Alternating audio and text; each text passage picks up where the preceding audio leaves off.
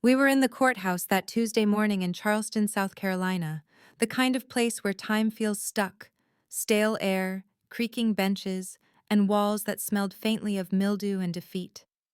My father, Gregory Larkin, stood tall in his tailored suit, the same one he wore when closing business deals that cost people their homes.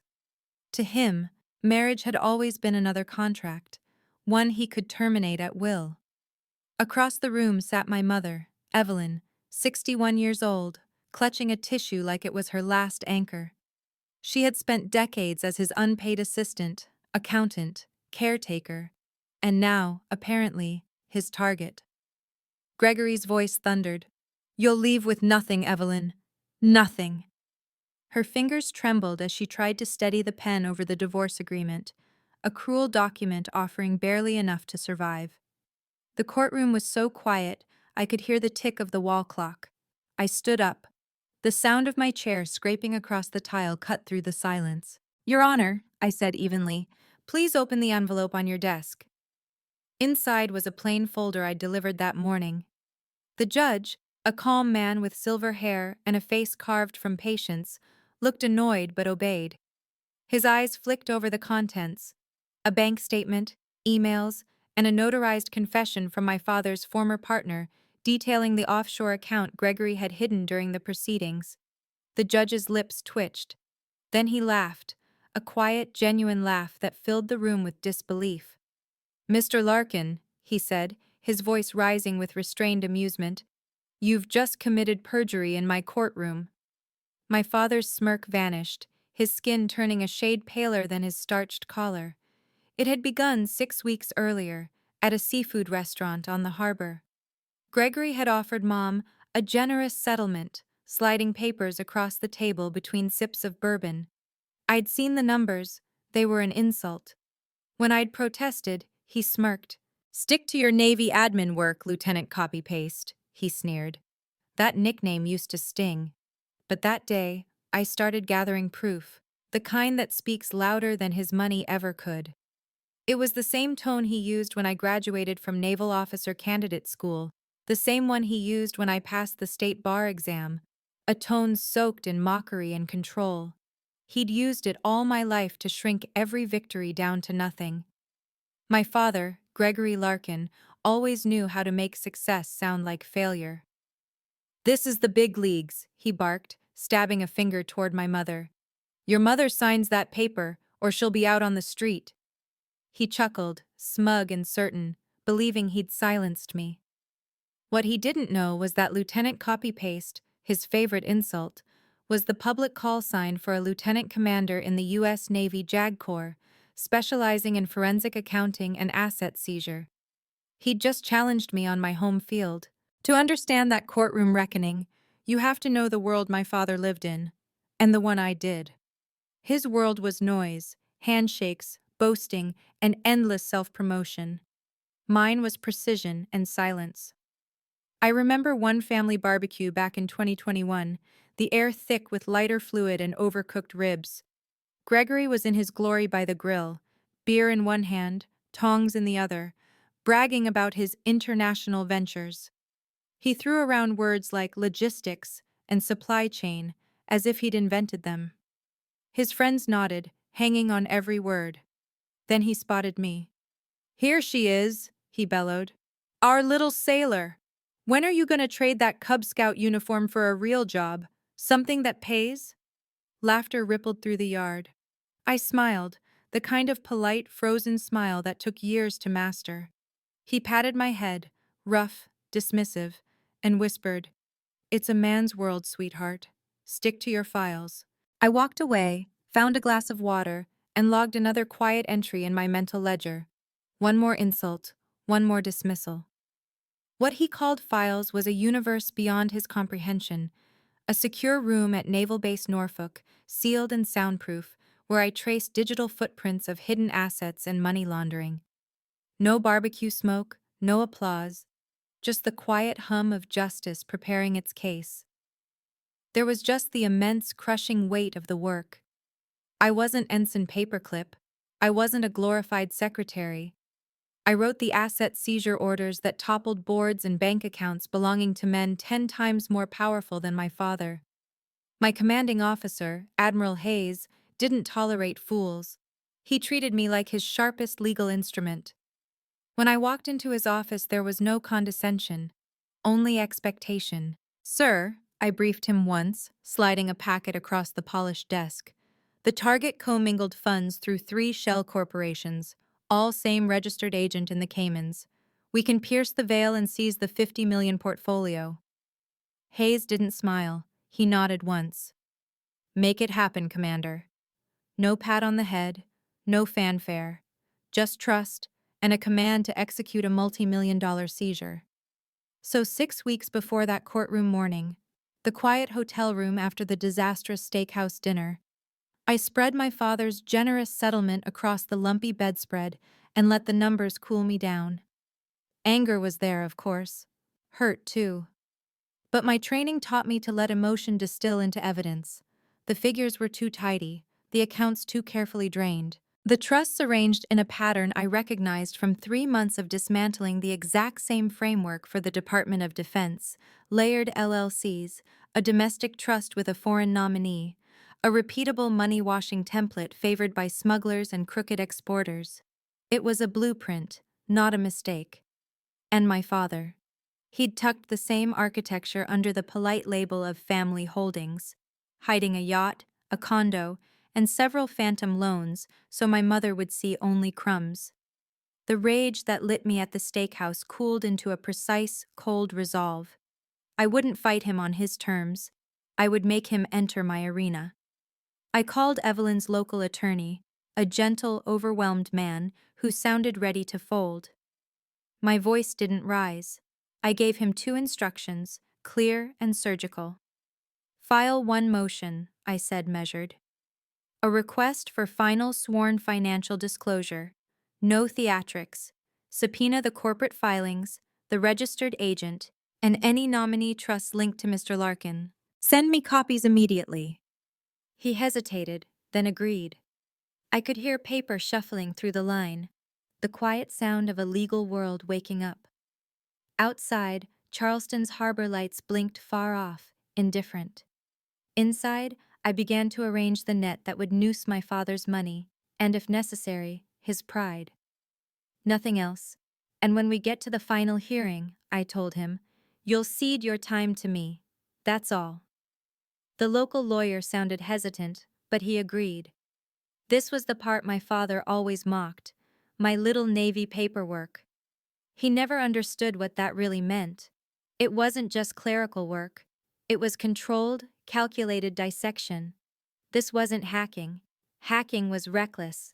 This was surgery. For 2 weeks I worked in near darkness inside my apartment in Charleston, the soft hum of my laptop filling the silence. I didn't need to break laws. I only had to trace the ones he'd already trampled. Using open-source incorporation databases, cross-border finance registries, and my clearance-level understanding of asset seizure law, I followed the trail. My father, Gregory Larkin, had always fancied himself a shark. What he didn't know was that something much larger, colder, was tracking him. 36 hours into the search, I found it. A newly incorporated LLC in the Cayman Islands. Its name stopped me cold. REL Holdings. Robert, Evelyn, Larkin, our initials. He hadn't just hidden the money.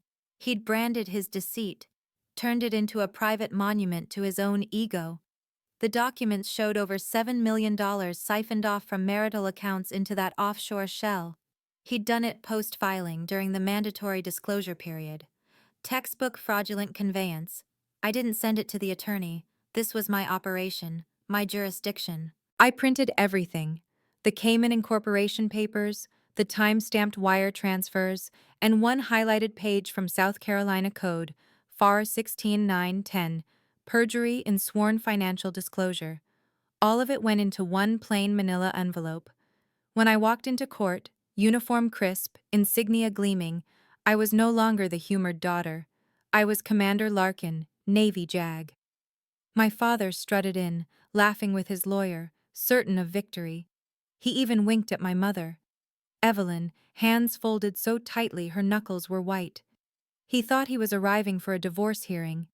He had no idea he was stepping into an audit, conducted by his own daughter. If this moment had your heart racing as much as mine that day in court, don't forget to subscribe. There's more truth, justice, and fire waiting in the next chapter of this story. She looked like a ghost, an empty vessel waiting for the final blow. I sat just behind her, back straight, pulse steady. My uniform felt like armor, but to him, it was invisible. To Gregory Larkin, I'd always be Ensign Paperclip, the child with the safe little job. His lawyer, a man slick enough to mistake arrogance for expertise, finished with a self-satisfied flourish. "And so, Your Honor," he declared, "we believe this settlement is, frankly, more than generous." The judge nodded absently. "Mr. Larkin, please rise." My father stood, oozing confidence. "Do you swear, under penalty of perjury, that these documents represent your full and complete financial status, all assets and liabilities?" Gregory placed his hand on the Bible, his eyes finding my mother's. That smile, that smug, poisonous smirk, cut through me.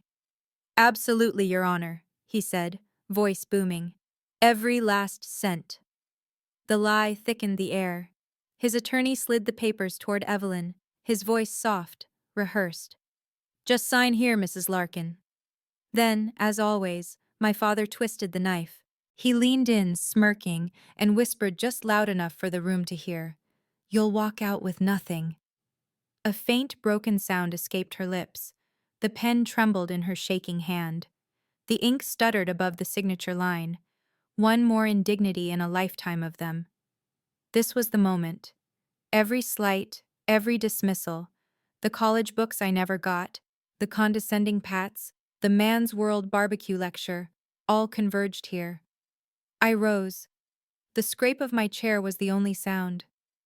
"Your Honor," I said evenly, "I have one item for the court's consideration." My father spun toward me, fury twisting his features. "Sit down, Maya. This is grown-up business."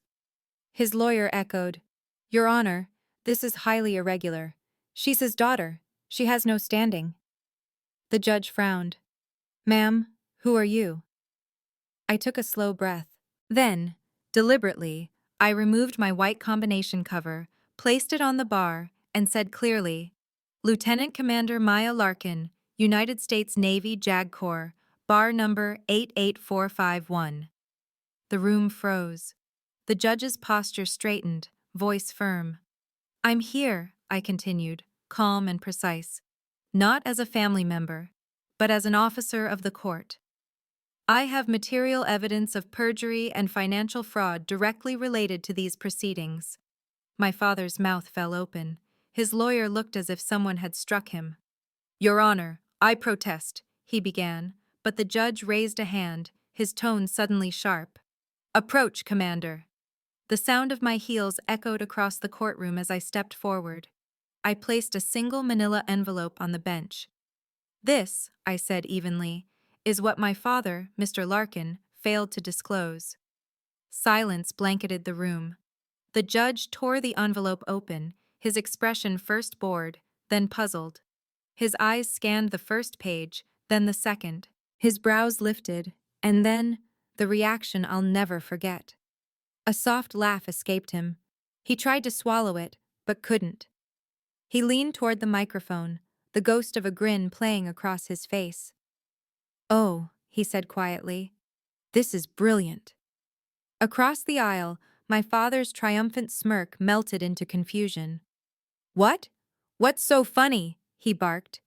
The judge's smile vanished, replaced by something cold and cutting. "Mr. Larkin," he said, voice booming, "your memory seems to have failed you. You swore under oath that this disclosure was complete, yet you omitted a minor detail." He lifted a page. "The $8.7 million you transferred to REL Holdings, a shell company in the Cayman Islands, just 4 weeks after filing for divorce." Color drained from my father's face. He stammered, "REL?" His lawyer snatched the document, eyes widening as he read. "Your Honor, this is..." This is irregular. This is privileged information. The gavel cracked like thunder. What's irregular, the judge roared, is blatant perjury in my courtroom. What's irregular is concealing assets through a three-tier conveyance structure identical to those on the federal forfeiture watch list. He turned to me. Lieutenant Commander Larkin, he said, voice steady. Your documentation is the most meticulous and damning piece of forensic accounting I've ever seen. This settlement is nullified. My father began to protest, but the judge cut him off. All assets, domestic and international, are hereby frozen pending criminal investigation. He turned to my mother. Mrs. Larkin, I am awarding you 100% of the discovered funds, all $8.7 million, as punitive damages. Then he struck the gavel again. We are done here. My father had spent my entire life trying to teach me about power. In the end, all it took was one envelope to show him what true authority looked like. The gavel's strike sounded final, a door slamming shut on everything that had come before. The courtroom didn't cheer, it erupted in chaos. Papers rustled, voices overlapped in disbelief. My father, Gregory Larkin, was sputtering, red-faced, his hand trembling as he jabbed at his lawyer. Fix this! You fix this! What did she do? The slick confidence that lawyer had worn like cologne an hour earlier was gone. He stuffed files into his briefcase with shaking hands, eyes darting anywhere but toward my father. It's over, Greg, he whispered. It's over. Two court officers approached, silent, firm, the quiet authority of men who knew what came next. I didn't watch them. I didn't need to. My focus was on Evelyn, my mother. She was still seated, the unsigned settlement lying limp before her, the pen motionless. Tears streamed down her cheeks, but they weren't tears of weakness this time. They were disbelief, relief, release, all at once. I walked toward her, heels clicking against the marble. When she looked up, her eyes met mine, and something shifted. She wasn't seeing Ensign Paperclip anymore. She was seeing me. Not the quiet daughter, not the peacemaker. The woman who had just fought for her, and won. I didn't ask if she was okay. I didn't say it was over. I just extended my hand. She stared at it for a long, suspended moment, then reached out, fingers trembling, and laced hers with mine. I squeezed once. She squeezed back, steady, certain. We rose together and walked out, past the lawyers, past the noise, past 30 years of silence. The heavy courtroom doors shut behind us, sealing that life away. 1 year later, Charleston, South Carolina. The air smells of lavender, salt, and freshly ground coffee. A hand-painted sign over a bright little storefront reads, Evelyn's Garden. She's not the woman from that courtroom anymore. She's radiant, laughing, arranging flowers, giving gentle instructions to her new employees. I watch from a corner table, my coffee cooling beside me. This was it, the real victory. Not the judgment, not the frozen millions. Just this, my mother, alive again, and free. This was the business she had always dreamed of, the one she gave up 30 years ago when she was told her place was beside a great man. Now, standing behind the counter of Evelyn's Garden in downtown Charleston, she finally owned that dream. I wasn't in uniform today, just jeans, a blouse, and a sense of calm I hadn't known in years. Still, the promotion felt good. Commander Larkin now. The title sat comfortably, not as a weapon, but as quiet proof of survival. Mom finished giving instructions to her staff and crossed the shop, sliding a warm croissant onto my plate. You're too thin, she said with a mock frown, though her smile gave her away. Our relationship had changed. The old pattern, her fragility, my constant vigilance, had dissolved. Now we were just two women having coffee, talking about her new shipment of Dutch tulips and my upcoming rotation at the Pentagon. There was no tremor in her voice, no anxious glances toward the door, just laughter and the hum of life returning. The silence that used to be heavy with fear now carried peace. Then my phone buzzed, a number I didn't recognize. I glanced at it absently, until I saw the message. Maya, I'm in trouble.